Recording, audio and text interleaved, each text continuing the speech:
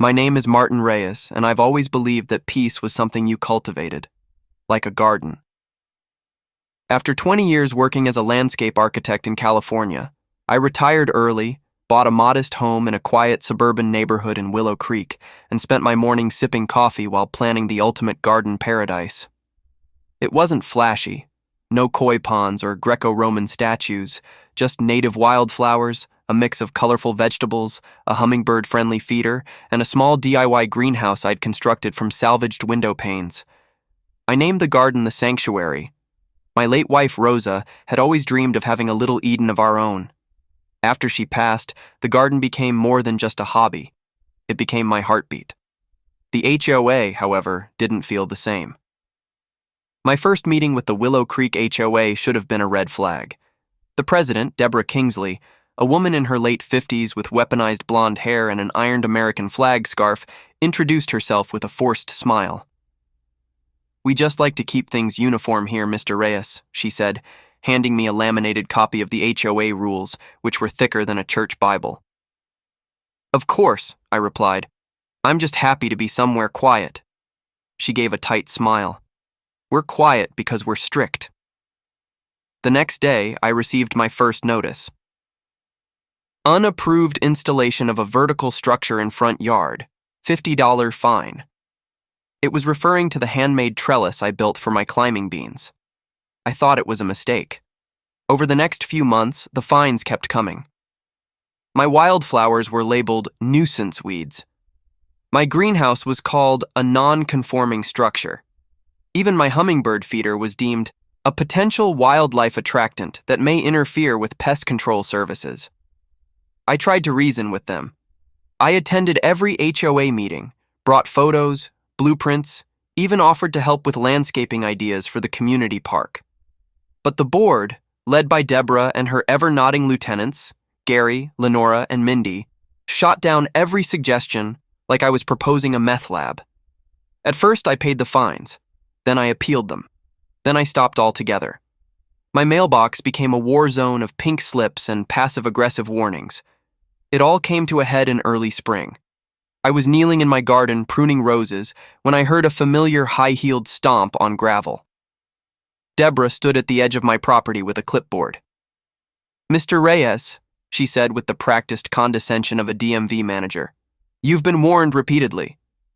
"Warned about what now?" I asked, wiping sweat from my brow. "The unapproved irrigation system." "You mean the hose?" She ignored that. "And the painted stones, and the vegetable beds in the front yard. None of these are in accordance with Willow Creek visual standards." I stared at her for a long moment. "It's a garden, Deborah, not a car dealership." She smirked. "Well, now that you mention it, vehicles are limited to 2 visible per driveway. And I see you've been working on something in your garage, tools left out in view. That's another $75. I stood up slowly. "You ever garden, Deborah?" She sniffed. "I have a man who does that." Figures. 2 weeks later, I got a certified letter. Final notice.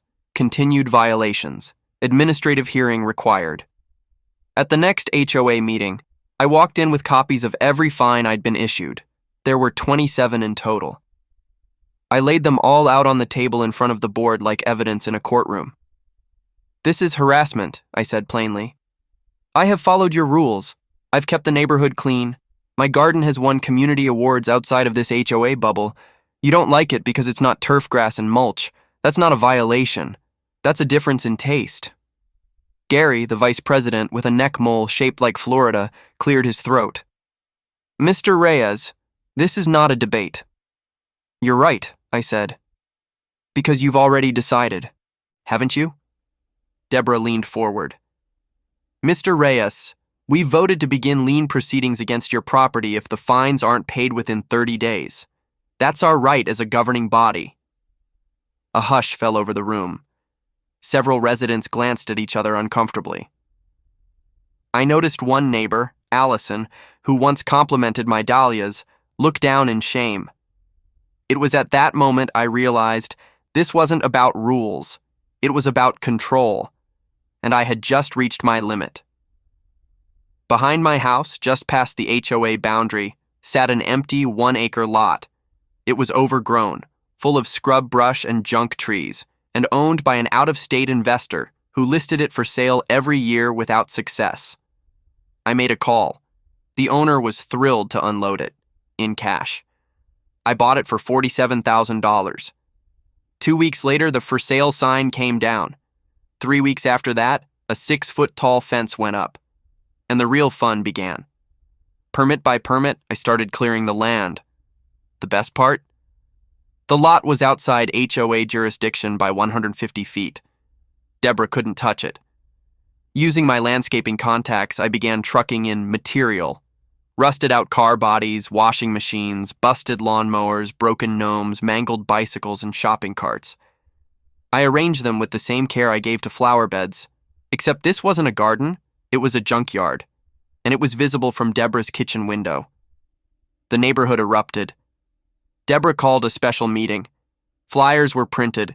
Residents whispered in huddled clusters. The HOA tried to get the city involved, but since the property was zoned mixed-use rural and privately owned, there was nothing they could do. I named it Kingsley Iron Garden, put up a sign and everything. I even started letting neighborhood kids earn pocket change organizing displays. A row of broken toilets became a ceramic snake. A stack of flattened shopping carts was labeled urban origami. They loved it. I watched Deborah twitch behind her curtains every morning. I waved. 3 days after I put up the Kingsley Iron Garden sign, Deborah's surname glowing in faux neon orange paint, she appeared at my door with 2 things: a cease and desist letter and a face so red it could have melted the sidewalk. "You think this is funny?" she hissed, shoving the letter into my chest. "I think it's ironic," I replied. "You told me gardens didn't belong in Willow Creek, so I made one elsewhere." "This is not a garden, this is a disgrace," I smiled. "You didn't specify what kind of garden." She narrowed her eyes. "This is harassment." "No," I said calmly. "This is freedom." She stormed off, but I knew it wouldn't end there. Over the next few weeks, I had a revolving door of city inspectors, zoning, fire marshal, sanitation, even someone from the Department of Wildlife. Apparently, there had been rumors I was harboring raccoons. Nothing stuck. I had the paperwork. I knew the codes. But Deborah wasn't done. At the next HOA meeting, she announced a campaign to restore the neighborhood's visual integrity and encouraged residents to submit complaints about noise, traffic, and smell. Allison, the neighbor who once loved my garden, approached me afterward. "I don't agree with what they're doing," she said quietly. "But it's getting a little out of hand." "That's the point," I told her. "It was out of hand when they fined me for our Deborah's next move was genius in its pettiness. The HOA board voted to install a 10-foot privacy wall at the back of the neighborhood, right in front of the junkyard view. They framed it as community beautification. Residents were told their dues would increase to fund it. People snapped. One by one, neighbors started showing up at my gate, not to complain, but to talk. I didn't vote for this. Can they even do that? Why are we paying thousands to block your land when our sidewalk is cracked? And that's when the seed I didn't know I planted started to grow. It started with Allison, then Mr. Glover, the retired postal worker from down the street, then Tina and Nate, the young couple with twins. One by one, people began to show their disapproval of the HOA's heavy hand. I helped them organize a petition to audit the HOA board's finances. Deborah tried to block it, claimed it was harassment, but state law sided with us. The petition reached 67% of residents. An emergency election was called. The fallout was delicious. Gary, Lenora, and Mindy all stepped down. Deborah refused. So we investigated further. It turned out that Deborah had been charging the HOA for consulting services under her husband's LLC and billing thousands for landscaping consultations she never performed. When confronted, she panicked, claimed it was standard practice. It wasn't. 2 weeks later, the HOA board removed her by vote, citing breach of fiduciary duty. The same week, I got a letter from her lawyer demanding I change the name of Kingsley Iron Garden. I replied with a photo of a rusted mailbox spelling out, "Free speech is beautiful." Once Deborah was gone, something incredible happened. The new board, made up of normal, reasonable people, reached out to me. They didn't want to fight. They wanted to understand. So I gave them a tour. We talked about the philosophy of reuse, art, protest, and yes, gardens. A month later, the HOA voted to reverse every fine ever issued against me. And the best part? They asked me to help design Willow Creek's first community green space, not just a playground, a real park, with vegetables, with flowers, with birds. And yes, with one small metal sculpture made from hubcaps and brake pads, titled, "The Karen Who Couldn't."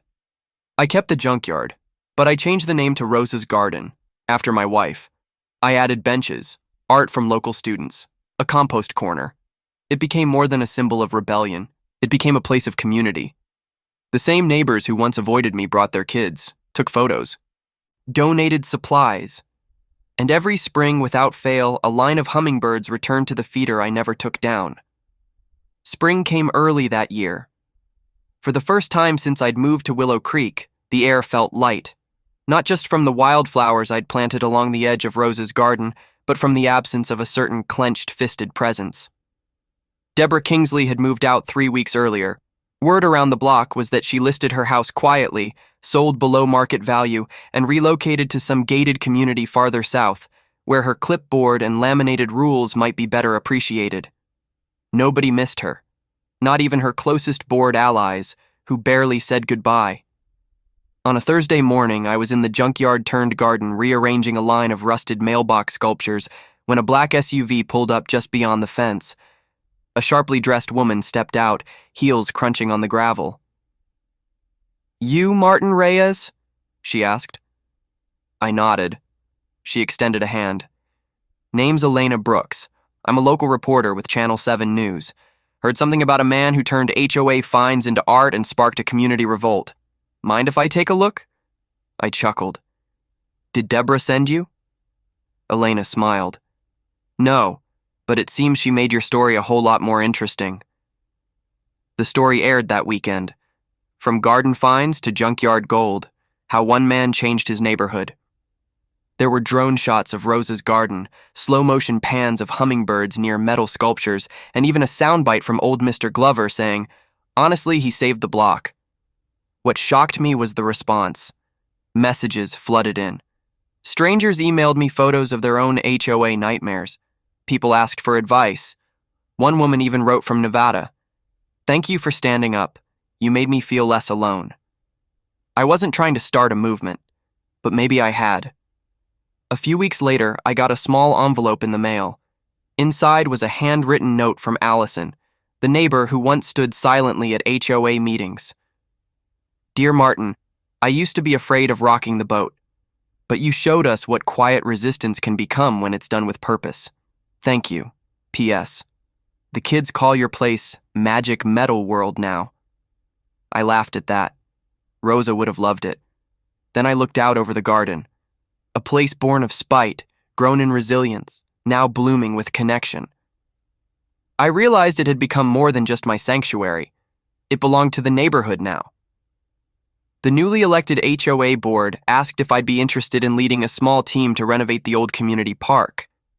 The same one Deborah ignored for years. We transformed it.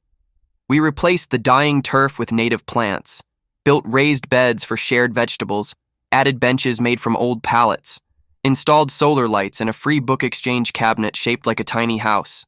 We called it the Common Ground.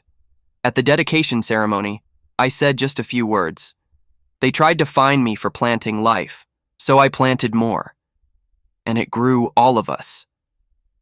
The crowd applauded, not wildly, but with meaning. 1 year later, I sat in Rosa's garden with my coffee, listening to the wind chimes made from brake rotors and spoons. The scent of lavender drifted through the air, mixing with the faint aroma of fresh soil. A little girl passed by with her father. She pointed through the fence and said, "Daddy, that's the place with the flying bathtubs." I looked over to where she meant. A row of clawfoot tubs hung from a frame, covered in vines and painted like hot air balloons. The dad smiled. Yeah, that's where the man built a garden nobody could stop.